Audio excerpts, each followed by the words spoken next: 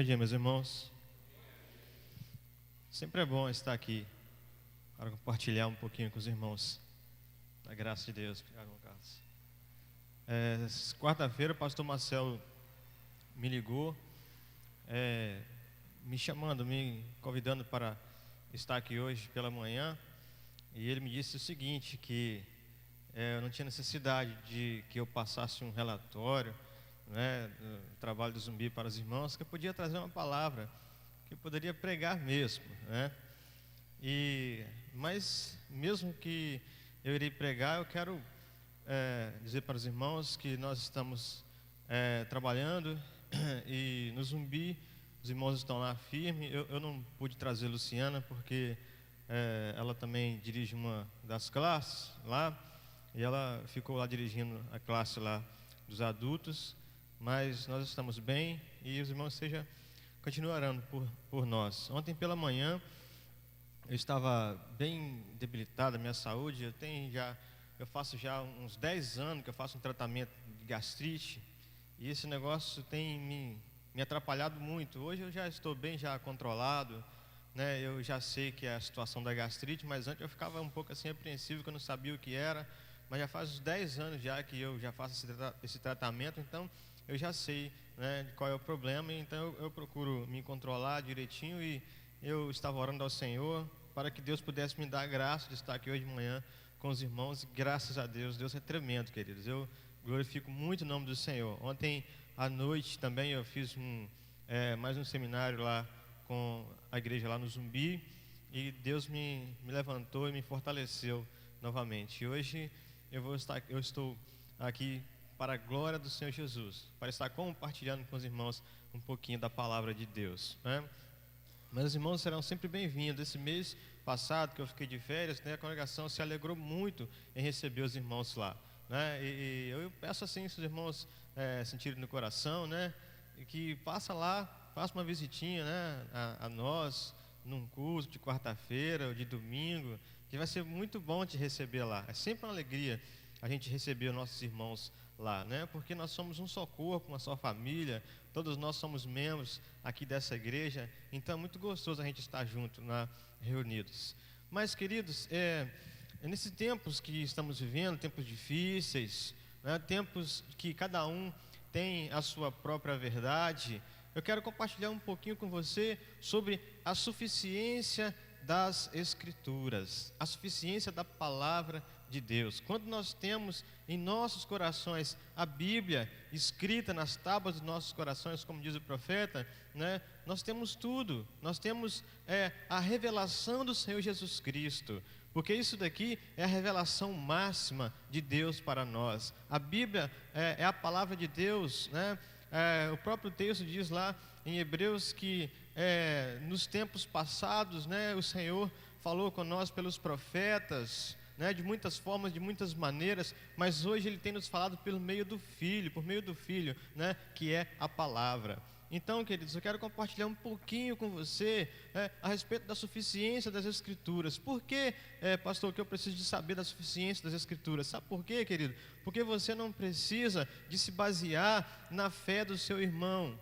Você não precisa de se basear na experiência do seu irmão. Porque o teu irmão diz assim, querido, porque Deus falou comigo e isso, Mas Deus vai falar com você através da Bíblia, da palavra de Deus. Isso daqui é suficiente para nós. Nós não temos que viver por profecias da boca de homens. Nós temos que viver pela profecia da palavra de Deus. Amém? Então eu vou convidar você que abra a sua Bíblia lá no texto de 2 Timóteo 3, capítulo 16. Pode colocar para nós, 2 Timóteo 3, do capítulo 16.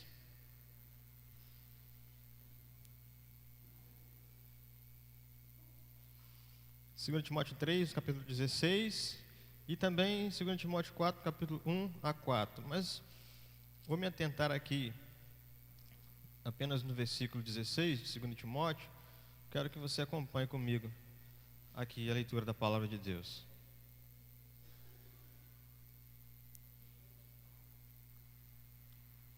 Quem encontrou, diga amém.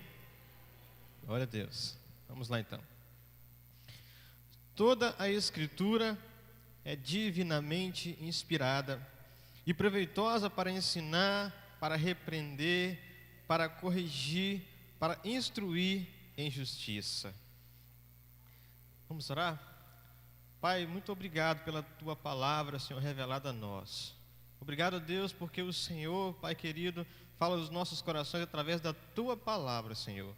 Ó Deus e Pai, que todas as nossas ações, Pai, todas as nossas palavras, Deus, sejam baseadas, Senhor, de acordo com a Tua palavra, Senhor, que é a verdade para nossas vidas. Muito obrigado, Senhor, em nome de Jesus. Amém. Queridos, se eu fosse assim falar especificamente sobre a Bíblia, nós iríamos ter que ter de 4 a 5 a 6 encontros, né, que não é um tema para a gente falar assim com apenas 30, 40 minutos. Mas eu quero assim já por termos práticos, né? Eu quero já que você compartilhar com você os termos práticos do que nós podemos entender, o que nós podemos fazer sabendo que as Escrituras são suficientes para a nossa vida, né? Então, usando esse tema aí, a suficiência das Escrituras, só para a gente saber um pouquinho, a Bíblia, né, o termo biblos vem do grego, né, que significa livro. A Bíblia, como você sabe, ela se divide em Antigo e Novo Testamento, né? O Testamento é o que é uma aliança, um pacto. E a verdade que eu quero defender com você aqui nessa manhã, a verdade central é a seguinte: a Bíblia, ela é a única verdade que nós devemos seguir. Ah, querido, mas existem tantas verdades, mas a verdade espiritual que eu estou dizendo, a verdade espiritual que nós temos que seguir, ela está somente na palavra de Deus, na Bíblia. A suficiência das Escrituras, ela é importante, ela é tudo o que precisamos, né? Mas por quê? Por que a Bíblia ela é suficiente? Por que eu não preciso de me atentar em profecias da boca de homens? Por que eu não preciso de me atentar na experiência do meu irmão, né? Eu não estou dizendo que você não deve testemunhar daquilo que Deus faz na sua vida. A sua experiência particular, ela precisa você precisa de ter a sua experiência particular com Jesus. Cada um de nós temos a nossa experiência com o Senhor. Mas a Bíblia, ela é suficiente, a Escritura, ela é suficiente para nós, porque ela vem diretamente de Deus. Sabe, querido, quando nós começamos a estudar como foi que a Bíblia chegou até nós, você vai entender por que ela veio de Deus. Nós sabemos que Deus tem dirigido o processo, né, pelos séculos dos séculos, fazendo com que a Bíblia chegasse aqui desse jeito nas suas mãos. Então, a primeira coisa que o texto aqui de Timóteo nos mostra, nos ensina, é que a Escritura ela é suficiente porque ela vem de Deus. Toda a Escritura ela é divinamente inspirada, ou seja, ela vem de Deus. Nós temos passado por muitas interpretações errôneas da Bíblia, cada um fazendo a sua própria interpretação, mas a própria palavra de Deus diz que nenhuma profecia das Escrituras ela é de particular interpretação, mas foram homens inspirados de Deus, da parte de Deus, inspirados pelo Espírito Santo, que falaram para nós. Então, queridos, ela é suficiente para nós porque vem de Deus. Se a Bíblia tivesse vindo da mão de homens, se ela tivesse sido projetada, né, por homens, por especialistas em letras, nós sim poderíamos ter dúvidas, nós sim teríamos que ter cautela, mas a Bíblia, ela veio de Deus. Tudo que está escrito aqui na Bíblia é palavra de Deus. Assim nós cremos e assim nós entendemos. E o texto também nos mostra o seguinte: ela vem de Deus para ensinar a verdade. Olha o que diz o texto aqui: toda a Escritura é divinamente inspirada e proveitosa para quê? Para ensinar a verdade.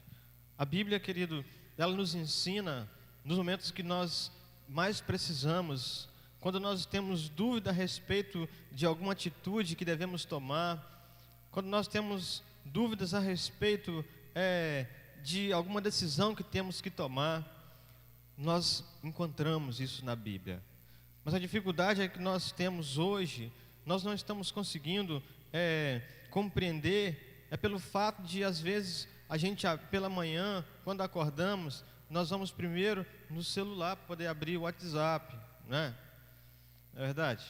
Eu mesmo, quantas vezes, ao invés de abrir a Bíblia primeiro, eu já abri o WhatsApp para saber das notícias. Vamos lá nos grupos, né? Vamos ver o que o pessoal está mandando aqui. Mas sabe, às vezes a nossa dificuldade de entender. O Júnior, ele tem 4 anos, ele fez 4 anos no dia 31 desse mês agora, mês de maio, né? E um versículo muito importante da Bíblia, ele já sabe. Ele pega a Bíblia, ele não sabe nem onde está, mas ele fala: lâmpada para os meus pés é a tua palavra. Ele não sabe falar direito, mas ele fala embolado, mas eu entendo, né? Eu e o Luciano, nós entendemos o que ele fala. Lâmpada para os meus pés é a tua palavra e luz para o meu caminho. Salmo 119, versículo 105. Aí eu falo assim: Senhor, que meu filho possa entender isso, que ele possa crescer com isso no coração, que ele possa saber que os pés deles vai ser bem iluminado no lugar que ele caminhar, se ele tiver as Escrituras como lâmpada para os seus pés, como luz para o teu caminho. A palavra de Deus, ela nos ilumina, ela nos ensina a verdade que precisamos saber. Mas quais verdades, pastor? São as verdades que somente o Senhor Jesus Cristo é a verdade. Lá em João 14, capítulo 6, o Senhor Jesus diz que Ele é a verdade. Então, querido, quando nós conhecemos Jesus como nosso Senhor e Salvador, nós iremos a cada dia mais conhecer, querer saber quem é essa verdade, que Ele foi revelado para nós aqui na Bíblia, na Palavra de Deus. Ela é suficiente porque ela condena o erro. A Bíblia não só ensina a verdade, mas ela também condena o erro. O grande problema hoje é que nós ensinamos a verdade, mas nós não temos às vezes coragem de mostrar através da palavra de Deus que está errado. Sabe, querido, lá na congregação, eu tenho ensinado as pessoas a não somente aprender a verdade, mas também repreender o erro. Tem uma senhora que eu estou fazendo um trabalho com ela, já tem mais de 1 ano. Não é um trabalho de macumba não, trabalho da palavra de Deus.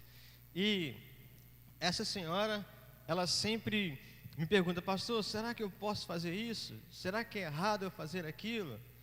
Aí eu falo com ela: minha filha, de acordo com a palavra de Deus é assim, e eu mando o texto para ela, né?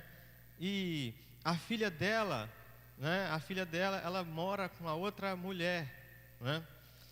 Então, ela chegou para mim, eu só ensino a verdade, e eu sei que ela um dia vai compreender isso. Assim eu pensava comigo, né? E teve um dia que ela me chamou, e tem pouco tempo, se tem 2 semanas é muito. Ela me chamou e falou assim: pastor, eu entendo que a minha filha está fazendo uma coisa errada.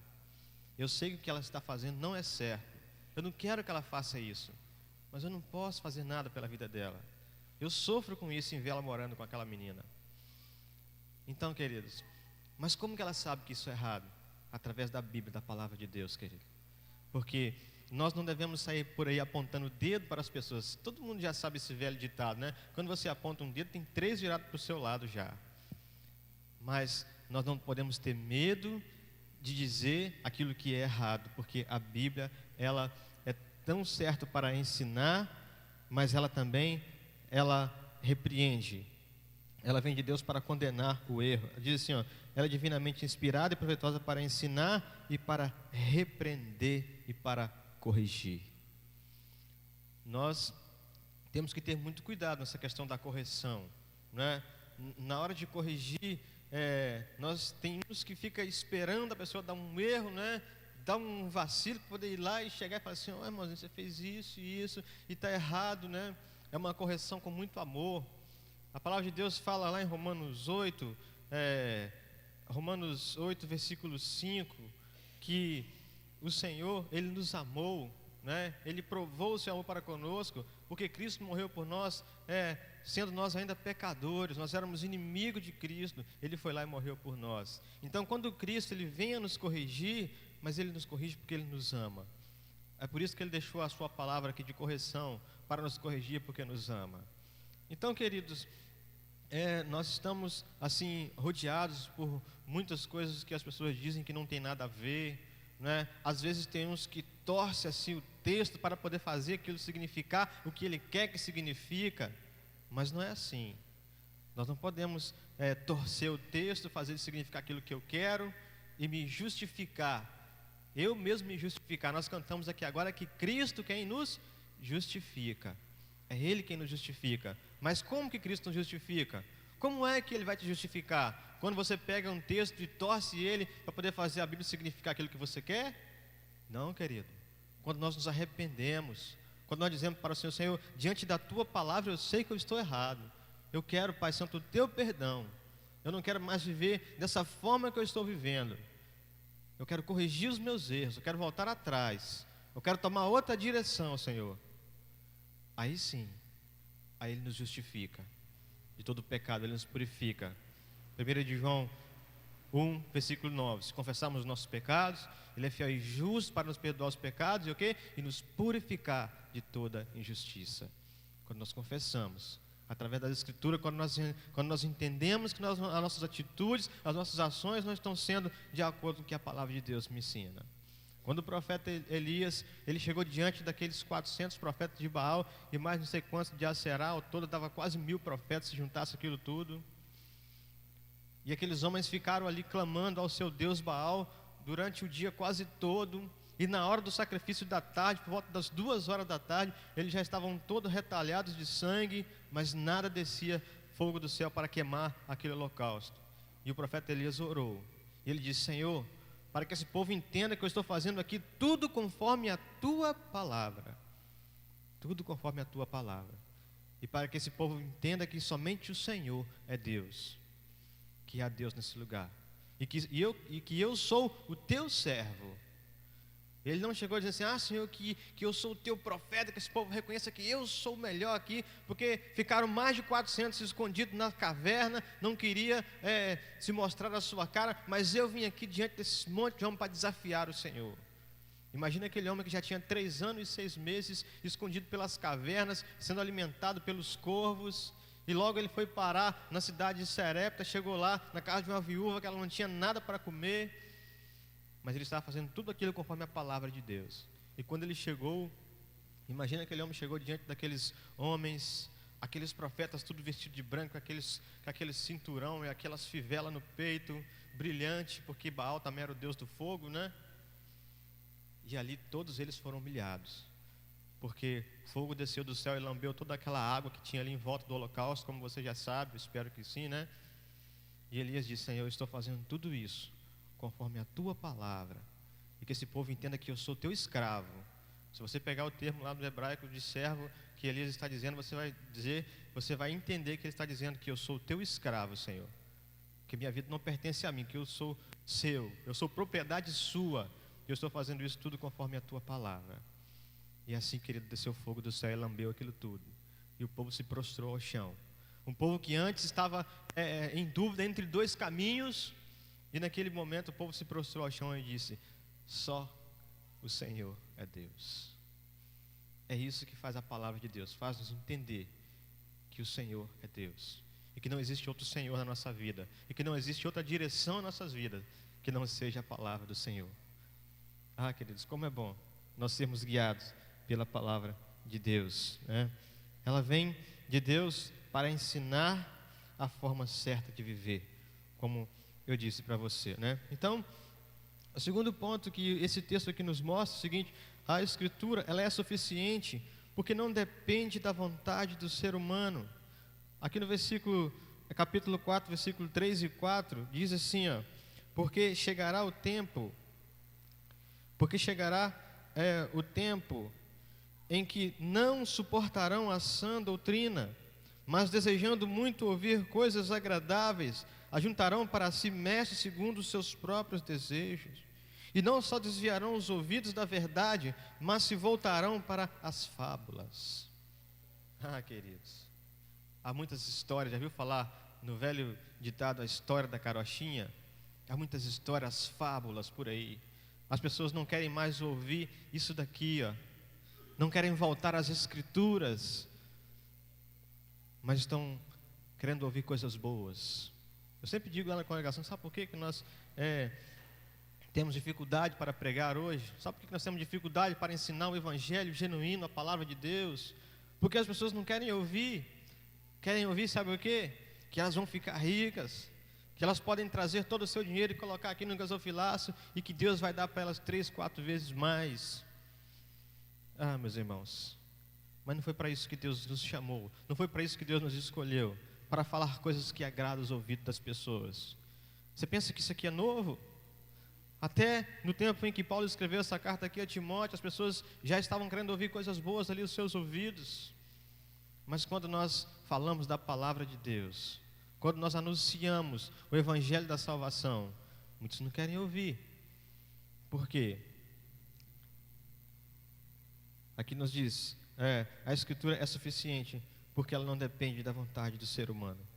Não depende, querido, de que nós inventamos coisas. Não depende de que nós façamos coisas para poder agradar as pessoas. Logo quando o pastor Wilson me designou a ficar lá na congregação, assim que o pastor Geazi foi, né, ali para o Rio Marinho, agora o pastor Geazi está lá em Taipé, Minas Gerais.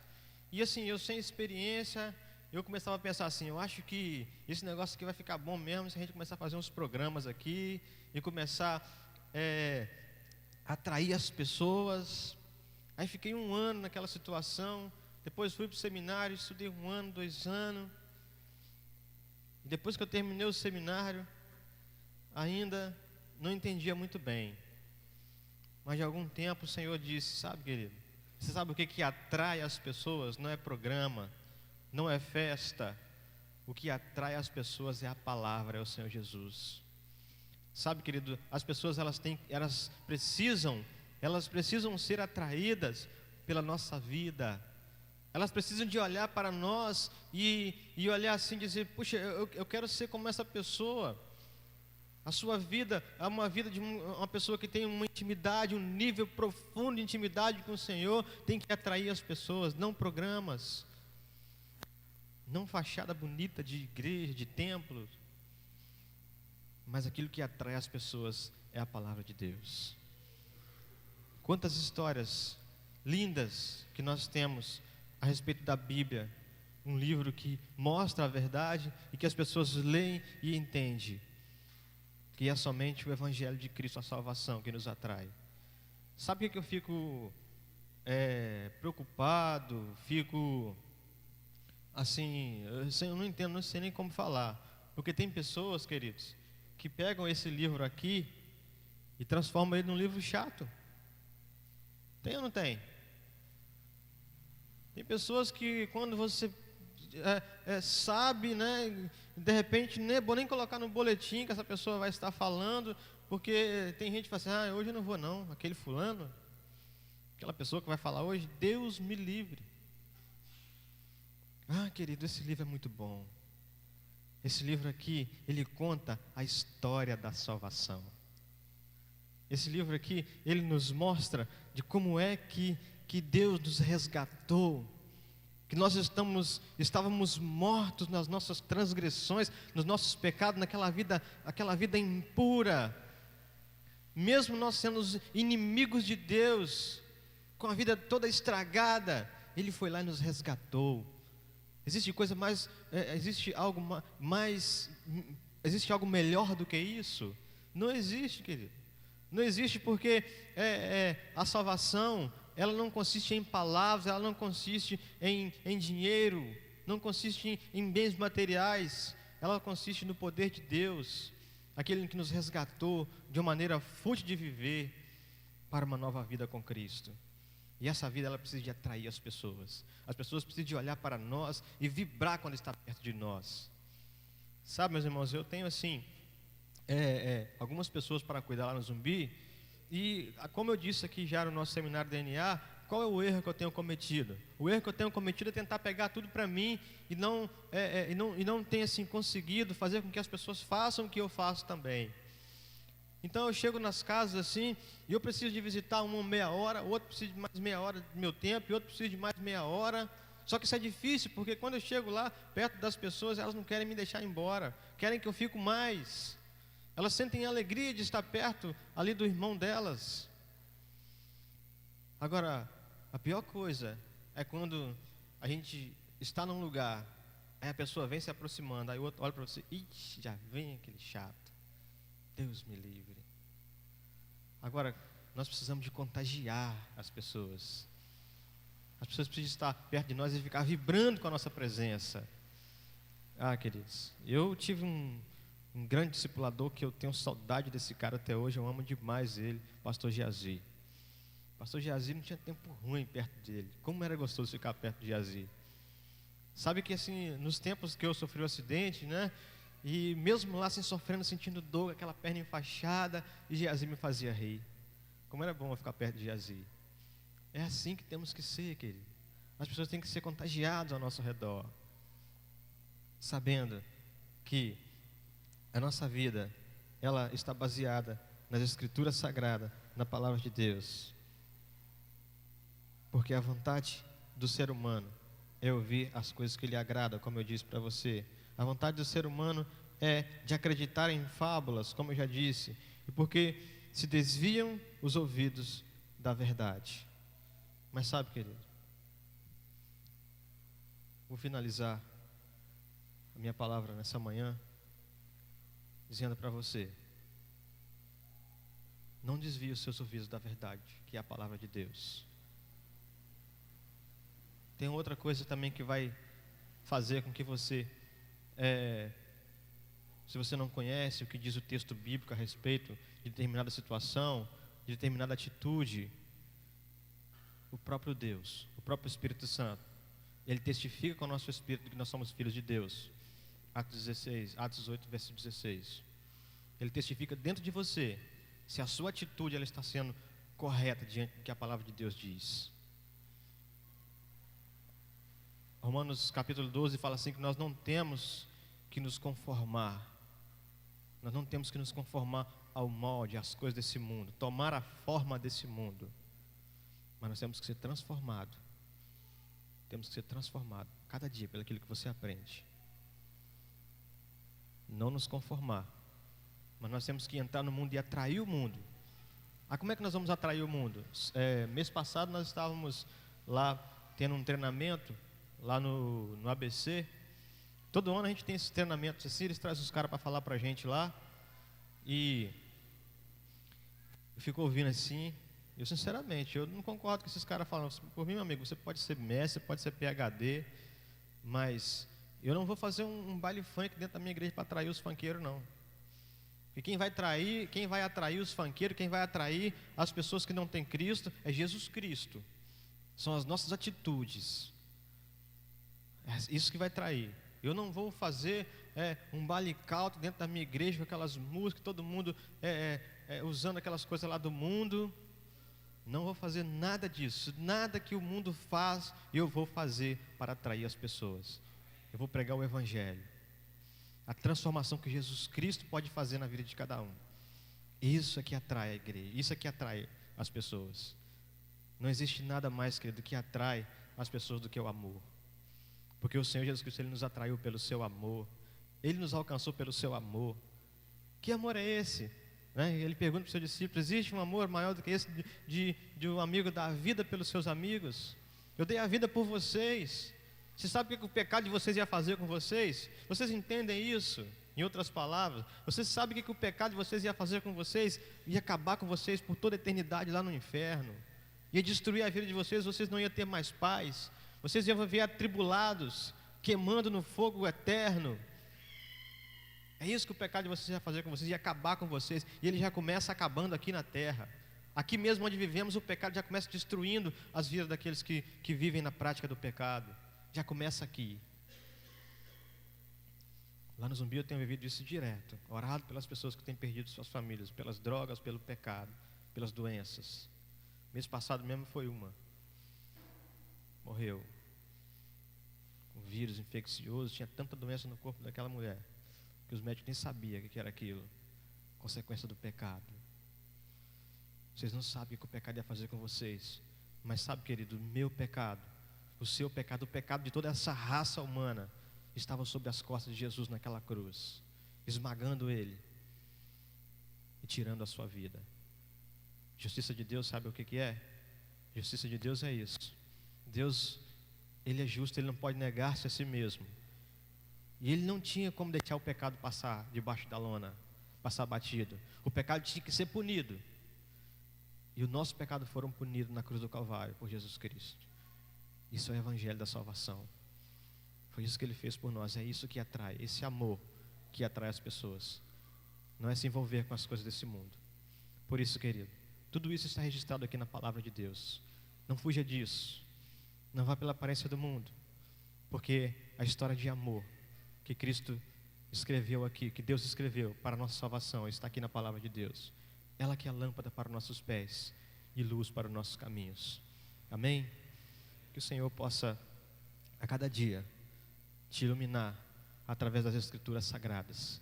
Porque a única verdade, a única revelação está aqui nesse livro.